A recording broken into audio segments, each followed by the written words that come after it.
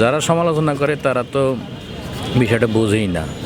একটা বিনোদন একটা ভিন্ন জিনিস আর রাজনীতি ভিন্ন জিনিস। বিনোদন এটাকে বলা হয় মিমিক্রি। মিমিক্রি কিন্তু একটা শিল্প।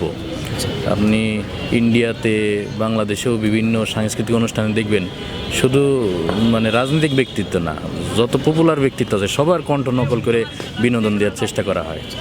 এর দ্বারা কিন্তু মানে যার কণ্ঠ নকল করে তার সম্মান কমে না। আর খালেদা জিয়া রাজনৈতিক ব্যক্তি হিসেবে আমাদের বাংলাদেশে একজন উচ্চ আসনের একজন ব্যক্তিত্ব।